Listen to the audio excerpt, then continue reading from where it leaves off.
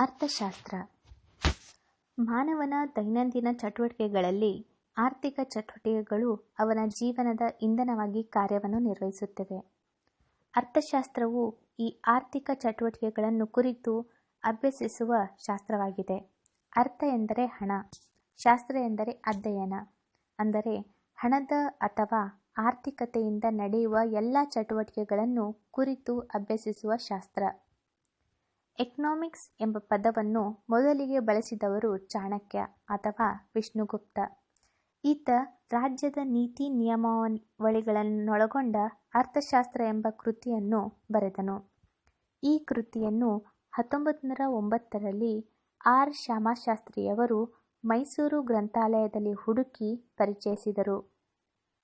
Adam Smith ರವರು ಕ್ರಿಸ್ತಶಕ 1776ರಲ್ಲಿ the wealth of Nations ರಾಷ್ಟ್ರಗಳ ಸಂಪತ್ತು ಎಂಬ ಕೃತಿಯನ್ನು ಬರೆದರು. ಇವರನ್ನು ಆಧುನಿಕ ಅರ್ಥಶಾಸ್ತ್ರದ ಪಿತಾಮಹ ಎಂದು ಕರೆಯಲಾಗಿದೆ. ಕ್ರಿಸ್ತಶಕ 1890ರಲ್ಲಿ ಅಲ್ಫ್ರೆಡ್ ಮಾರ್ಷಲ್ ಎಂಬಾತನು ದ ಪ್ರಿನ್ಸಿಪಲ್ಸ್ ಆಫ್ ಎಕನಾಮಿಕ್ಸ್ ಅರ್ಥಶಾಸ್ತ್ರದ ತತ್ವಗಳು ಎಂಬ ಕೃತಿಯನ್ನು ಬರೆದನು. ಕ್ರಿಸ್ತಶಕ 1932ರಲ್ಲಿ ಲಿಯೋನೆಲ್ ರಾಬಿನ್ಸನ್ ಎಂಬುವರು the nature and significance of economics ಅರ್ಥಶಾಸ್ತ್ರದ ಸ್ವರೂಪ ಮತ್ತು ಪ್ರಾಮುಖ್ಯತೆ ಎಂಬ ಕೃತಿಯನ್ನು ಬರೆದರು. ಕ್ರಿಸ್ತಶಕ 1936ರಲ್ಲಿ ಜೆ.ಎಂ. ಕೇನ್ಸ್ ಎಂಬುವವರು the general theory on employment, interest and ಮನಿ ಇದನ್ನು ಸಂಕ್ಷಿಪ್ತವಾಗಿ ಸಾಮಾನ್ಯ ಸಿದ್ಧಾಂತ ಎಂದು ಕರೆಯಲಾಗಿದೆ. 1934ರಲ್ಲಿ ಮೈಸೂರಿನ ದಿವಾನರಾಗಿ ಪ್ರಸಿದ್ಧ ಇಂಜಿನಿಯರ್ ಆಗಿ ಕಾರ್ಯನಿರ್ವಹಿಸಿದ್ದ ಸರ್ ಎಂ. ವಿಶ್ವೇಶ್ವರಯ್ಯನವರು a planned economy for India ಭಾರತಕ್ಕೆ ಯೋಜಿತ ಅರ್ಥವ್ಯವಸ್ಥೆ ಎಂಬ ಕೃತಿಯನ್ನು ಬರೆದರು. ಅದರಲ್ಲಿ ಯೋಜಿಸಿ ಇಲ್ಲವೇ ವಿನಾಶಿಸಿ, ಪ್ಲಾನ್ ಆರ್ ಪೆರಿಶ್ ಮತ್ತು ಕೈಗಾರೀಕರಣವೇ ಇಲ್ಲವೇ ವಿನಾಶ, ಇಂಡಸ್ಟ್ರಿಯಲೈಸೇಷನ್ ಆರ್ ಪೆರಿಶ್ ಎಂದು ಕರೆಕೊಟ್ಟರು. ಈತನನ್ನು ಭಾರತದ ಆಧುನಿಕ ಯೋಜಿತ ಅರ್ಥವ್ಯವಸ್ಥೆಯ ಪಿತಾಮಹನೆಂದು ಕರೆಯಲಾಗಿದೆ. ಸ್ವತಂತ್ರ ಪೂರ್ವದಲ್ಲಿ ಭಾರತದ ವೃದ್ಧ ಪಿತಾಮಹ ಎಂದು ಕರೆಸಿಕೊಂಡಂತಹ ದಾದಾಬಾಯಿ ನವರೋಜಿ ಅವರು the poverty and the unBritish rule in India ಎಂಬ ಕೃತಿಯನ್ನು ಬರೆದು ಅದರಲ್ಲಿ ಸೋರಿಕೆಯ ಸಿದ್ಧಾಂತ ಡ್ರೇನ್ ಥಿಯರಿ ಯನ್ನು ಮಂಡಿಸಿದರು. ಇದರಲ್ಲಿ ಭಾರತದ ಸಂಪತ್ತನ್ನು ಬ್ರಿಟಿಷ್ ಯಾವ ರೀತಿ ಸೂರೆಗಂಡರು ಎಂಬುದನ್ನು ಭಾರತೀಯರಿಗೆ ಮನದಟ್ಟು ಮಾಡಿದರು. ಭಾರತದ ಆರ್ಥಿಕ ತಲಾ ಆದಾಯ ಮತ್ತು ತಲಾ ಆದಾಯವನ್ನು ಅಳೆದ ಮೊದಲ ಭಾರತೀಯನೆಂದರೆ Dadabhai Naoroji. R. C. Samuelson ನವರು ದ ಎಕನಾಮಿಕ್ಸ್ ಎಂಬ ಕೃತಿಯನ್ನು ಬರೆದರು. 2009ರಲ್ಲಿ Amartya Sen the idea of justice ಎಂಬ ಕೃತಿ ಬರೆದು ಈ ಎಲ್ಲ ಕೃತಿಗಳು ಅರ್ಥಶಾಸ್ತ್ರದ ಬಗ್ಗೆ ವಿಪುಲವಾದ ಮಾಹಿತಿಯನ್ನು ಒದಗಿಸಿ ಭಾರತದ ಆರ್ಥಿಕ ನೀತಿಗಳಿಗೆ ಬುನಾದಿಯಾಗಿ ಕಾರ್ಯನಿರ್ವಹಿಸುತ್ತವೆ. ವಿಶ್ವದ ರಾಷ್ಟ್ರಗಳ ವರ್ಗೀಕರಣ. ವಿಶ್ವದಲ್ಲಿರುವ ಎಲ್ಲ ದೇಶಗಳನ್ನು ಅವುಗಳ ಆರ್ಥಿಕ ಸ್ಥಿತಿಗತಿಯ ಆಧಾರದ ಮೇಲೆ ವಿಶ್ವಸಂಸ್ಥೆಯು ತನ್ನ ವಿಶ್ವ ಅಭಿವೃದ್ಧಿ ವರದಿಯ ಪ್ರಕಾರ ಅಂದರೆ ವರ್ಲ್ಡ್ ಡೆವಲಪ್ಮೆಂಟ್ ರಿಪೋರ್ಟ್ ಪ್ರಕಾರವಾಗಿ ಮುಖ್ಯವಾಗಿ 3 ರೀತಿಯಲ್ಲಿ ವರ್ಗೀಕರಿಸಿದೆ. ಅವುಗಳೆಂದರೆ ಅಭಿವೃದ್ಧಿ ಹೊಂದಿದ ದೇಶಗಳು ಡೆವಲಪ್ಡ್ ಕಂಟ್ರೀಸ್, ಇವುಗಳಿಗೆ ಮುಂದುವರೆದ ರಾಷ್ಟ್ರಗಳು ಎಂತಲೂ ಕರೆಯುವರು. ಯಾವ ದೇಶದಲ್ಲಿ ಜನರ ತಲಾ ಆದಾಯ $4,000ಗಿಂತಲೂ ಹೆಚ್ಚಾಗಿರುತ್ತದೆಯೋ ಅದನ್ನು ಅಭಿವೃದ್ಧಿ ಹೊಂದಿದ ದೇಶವೆಂದು ಕರೆಯುತ್ತಾರೆ. ಉದಾಹರಣೆಗೆ America, England, Luxembourg, Switzerland, Japan, Sweden, Denmark, Norway, Iceland ಮತ್ತು ಆಸ್ಟ್ರೇಲಿಯಾ. ಅಭಿವೃದ್ಧಿಶೀಲ ರಾಷ್ಟ್ರಗಳು ಡೆವಲಪಿಂಗ್ ಕಂಟ್ರೀಸ್. ಅಭಿವೃದ್ಧಿ ಹೊಂದುತ್ತಿರುವ ಅಥವಾ ಮುಂದುವರಿಯುತ್ತಿರುವ ರಾಷ್ಟ್ರಗಳು ಎಂತಲೂ ಕರೆಯುವರು. ಸಾಮಾನ್ಯವಾಗಿ $1,000ನಿಂದ $4,000ಗಿಂತ ಕಡಿಮೆ ಆದಾಯ ಹೊಂದಿರುವ ರಾಷ್ಟ್ರಗಳನ್ನು ಮಧ್ಯಮ ವರಮಾನದ ರಾಷ್ಟ್ರಗಳೆಂದು ಕರೆಯುತ್ತಾರೆ. ಯಾವ ದೇಶದ ತಲಾ ಆದಾಯವು $390ಗಿಂತ ಹೆಚ್ಚು $1,000ಗಿಂತ ಕಡಿಮೆ ಇರುತ್ತದೆಯೋ ಆ ದೇಶವನ್ನು ಅಭಿವೃದ್ಧಿಶೀಲ ರಾಷ್ಟ್ರ ಎಂದು ಕರೆಯಲಾಗುತ್ತದೆ. ಇವುಗಳನ್ನು ತೃತೀಯ ರಾಷ್ಟ್ರಗಳೆಂತಲೂ ಕರೆಯಲಾಗುತ್ತದೆ. ಉದಾಹರಣೆಗೆ Bharat, Pakistan, Bangla, Myanmar, Indonesia, Thailand, Malaysia, Egypt, Kenya, Congo, Iraq, Brazil, Peru ಇತ್ಯಾದಿಗಳು. ಅನಭಿವೃದ್ಧಿ ಹೊಂದಿದ ರಾಷ್ಟ್ರಗಳು, ಅಂಡರ್ ಡೆವಲಪ್ಡ್ ಕಂಟ್ರೀಸ್. ಹಿಂದುಳಿದ ಅಥವಾ ಅನಭಿವೃದ್ಧಿಯನ್ನು ಸಾಧಿಸದ ರಾಷ್ಟ್ರಗಳೆನ್ನುವರು. ಯಾವ ದೇಶದ ತಲಾ ಆದಾಯವು $390ಗಿಂತ ಕಡಿಮೆ ಇರುತ್ತದೆಯೋ ಅದನ್ನು ಅನಭಿವೃದ್ಧಿ ಹೊಂದಿದ ದೇಶವೆಂದು ಕರೆಯುತ್ತಾರೆ. ಉದಾಹರಣೆಗೆ ಎರಿಟ್ರಿಯಾ, ಮಾಂಟಿನಿಗ್ರೋ, ನೈಜರ್, ಅಫ್ಘಾನಿಸ್ತಾನ್, ಸಿಯರ್ಲೆಸಿಸ್. ಅಭಿವೃದ್ಧಿಶೀಲ ರಾಷ್ಟ್ರವಾಗಿ ಭಾರತ. ಭಾರತವು ಇಂದು ವಿಶ್ವದಲ್ಲಿಯೇ ಅತಿ ಶೀಘ್ರವಾಗಿ ಆರ್ಥಿಕವಾಗಿ ಬೆಳೆಯುತ್ತಿರುವ ರಾಷ್ಟ್ರಗಳಲ್ಲಿ ಒಂದಾಗಿದ್ದು, ಚೀನಾವನ್ನು ಬಿಟ್ಟರೆ ಭಾರತವು ಮುಂಚೂಣಿಯಲ್ಲಿದೆ. ಭಾರತವು ಆರ್ಥಿಕವಾಗಿ, ಸಾಮಾಜಿಕವಾಗಿ, ರಾಜಕೀಯವಾಗಿ, ವೈಜ್ಞಾನಿಕವಾಗಿ ಬಲಾಢ್ಯ ರಾಷ್ಟ್ರವಾಗಿ ಹೊರಹೊಮ್ಮುತ್ತಿದೆ. 1991ರಲ್ಲಿ ಭಾರತವು ಹೊಸ ಆರ್ಥಿಕ ನೀತಿಗಳಾದ ಉದಾರೀಕರಣ, ಲಿಬರಲೈಸೇಷನ್, ಜಾಗತೀಕರಣ, ಗ್ಲೋಬಲೈಸೇಷನ್, ಖಾಸಗೀಕರಣ, ಪ್ರೈವೇಟೈಸೇಷನ್ ಅಳವಡಿಸಿಕೊಂಡಿರುವುದರಿಂದ ವ್ಯಾಪಕವಾದ ಮತ್ತು ಸಮಂಜಸವಾದ ಆರ್ಥಿಕ ಬದಲಾವಣೆಯನ್ನು ಹೊಂದುತ್ತಾ ಸಾಗಿದೆ. ಬ್ರಿಟಿಷ್ ಚಕ್ರಾಧಿಪತ್ಯದ ಭಾರತವು ಸಮಸ್ಯೆಗಳ ಆಗರವಾಗಿತ್ತು. ಅವೆಲ್ಲವುಗಳನ್ನು ಸರಿದೂಗಿಸಿಕೊಳ್ಳುತ್ತಾ ಅಭಿವೃದ್ಧಿಯೆಡೆಗೆ ತನ್ನ ದಾಪುಗಾಲನ್ನು ಹಾಕಿದೆ. ಭಾರತದ ಅರ್ಥವ್ಯವಸ್ಥೆಯನ್ನು ಮಿಶ್ರ ಆರ್ಥಿಕ ವ್ಯವಸ್ಥೆ ಎಂದು ಕರೆಯಲಾಗಿದೆ.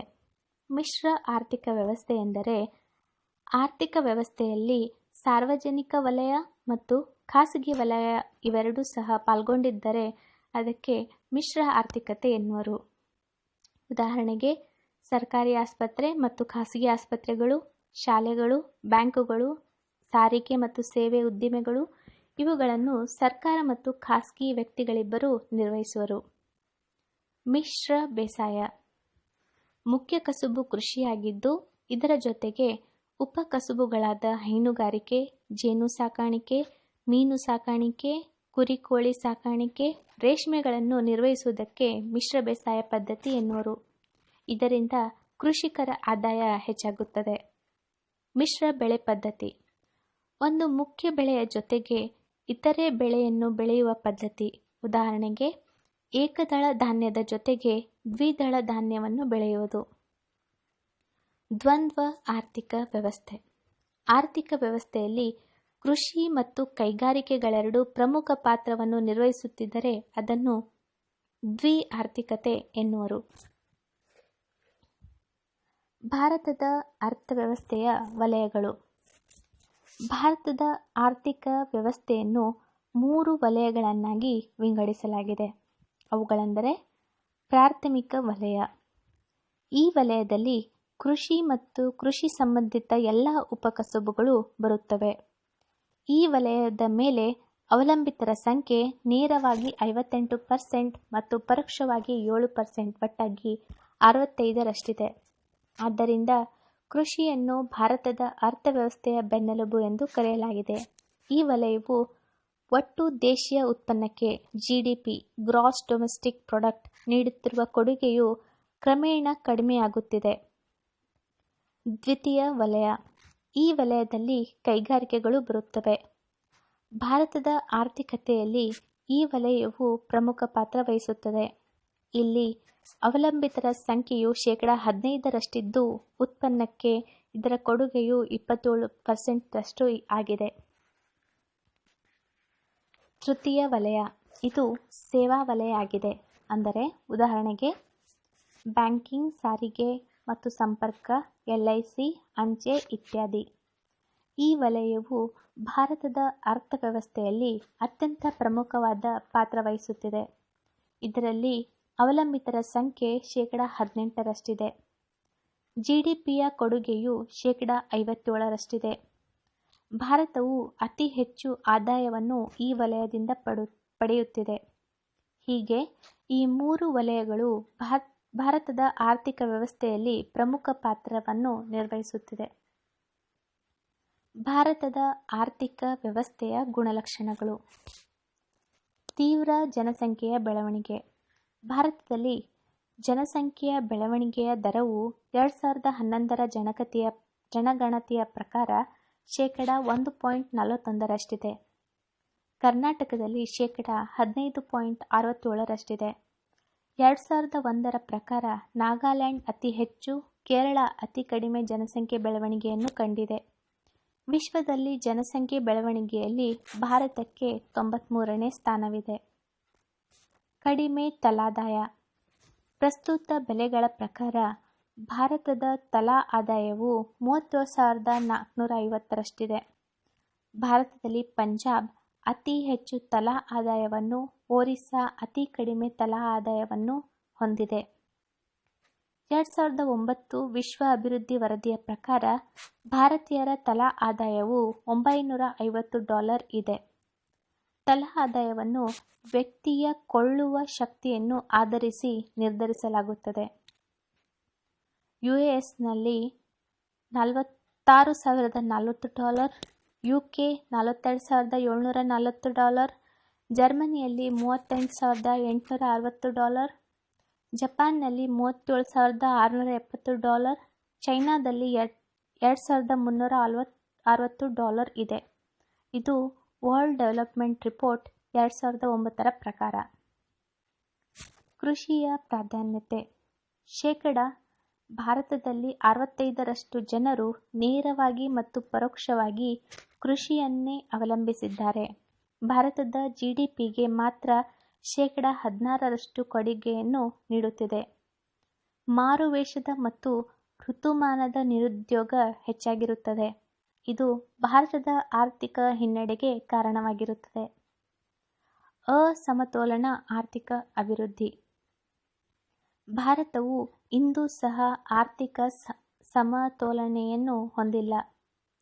2009ರ ವಿಶ್ವ ವರದಿಯ ಪ್ರಕಾರ ಶೇಕಡ 64 ಕಾರ್ಮಿಕರು ಕೃಷಿಯನ್ನು ಹಾಗೂ ಶೇಕಡ 16ರಷ್ಟು ಕೈಗಾರಿಕೆಗಳು, ಶೇಕಡ 20ರಷ್ಟು ಸೇವಾ ವಲಯದ ಮೇಲೆ ಅವಲಂಬಿತರಾಗಿದ್ದಾರೆ. ಬಂಡವಾಳದ ಕೊರತೆ.